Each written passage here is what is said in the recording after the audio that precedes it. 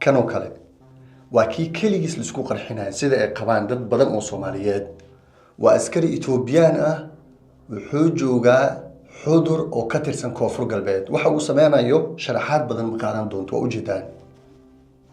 وكما مركا عدة لدونا إني أجوابا إيك أسكريان كله كانوا صومالي كي صومالي أهاو حكوفانا على كيتوبيانكا وحو هيس وقادا madaxda dalka Itoobiya waliba isagoo oo jooga magaalada Baydhabo waxa lagu soo tababaray dalka Turkiga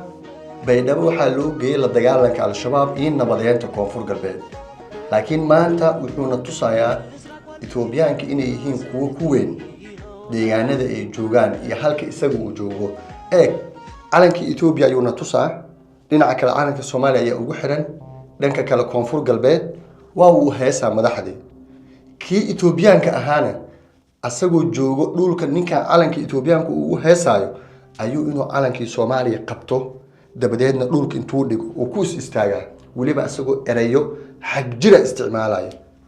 وحنا لقى موسيقى رماهن حديد دمير يرقو سومالي نما وكوجرو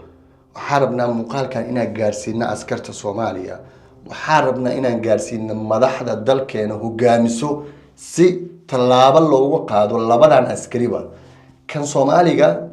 وضعيف ودلي وانين علن كيسي شرفتيسي ددنيمديسي بسيستي شلمادير او إثيوبيانكا اي مغعوده او كرادينايو سلاميدا كي إثيوبيانكا كونفور galbeed ay ku sheegeen inuu nabad ilaalin u joogo isaga oo dal mishaar uu ku qaato nabadeynteeda ayuu sidan u dhaqmaa tani wax laga aamusi kara maahan haddii madaxda Soomaaliya labadan askari ay tallaabo ka qaadi weyso halkaas waxay noo cadaanayso in dalkeena uusan lahayn madax lahayn saraakiil ciidan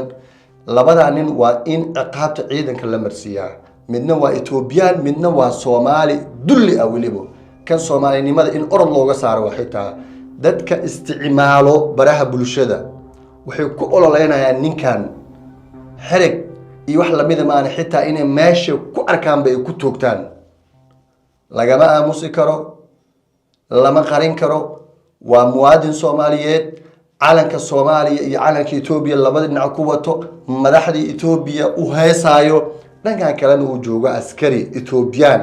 oo calankii Soomaaliya intuu dhulka dhigay dabadeedna ku istaagay isbitaalka taqoosiga ee Muqdisho wuxuu ku wargelinayaa dhammaan bulshada ku dhaqan gobolka Banaadir iyo nawaaxigiisa in dhammaan qalimada guud laydinkugu sameeyay 50% laga bilaabo 5 ilaa 30 Sebtembar waxaa la fulin doonaa qalimadan iyadoo la isticmaalayo laparoscopic ama laser haddii aad u baahnayd oo aad uga baaqatay qarash badan awgeed waa jaaniskaadii ka faa'iideyso tan wax laga aamusi kara maahan wax damiirka Soomaalinimada uu qarin karo ma ahan arintan muuqaaladan labadan muuqaal waxay noqdeen kuwa viralka ka noqdo warbaahinta bulshada siiba kuwa Soomaaliya kana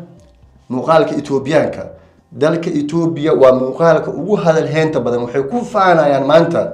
askari Ethiopian oo jooga Soomaaliya calankii Soomaaliya intuu dhulka dhigay dabadeed uu ku istaagay Itoobiyaanka waxay la noqotay wax aad u weyn laakiin anaga waxay noo tahay dullinimo laciifnimo askari dalkeena mishaar ku qaato inuu calankeena dhulka dhiga dabadeed oo sidan ugu istaago haday jirto وهديبة جرت الدولة الصوماليات وإن لبدا عسكر الحساب تنتا هذا مواد صوماليات شرف له دلكي سجعلت هينه عادي يقولون وإن الدمير اسكو يشاء مقالة كقيب قاتا سيد الرقم لو عقابي لها bacriminta IVF waxay lamaanaha u fududaynaysaa inay ubad helaan alla ayaa bixiye iyadoo la isticmaalayo qalab casri ah isdiiwaangelintu waxay ka socotaa xarunta Marwa Fertility Center Muqdisho Taleex wixii faahfaahin kala xiriir telefoonada shaashada kaaga muuqdo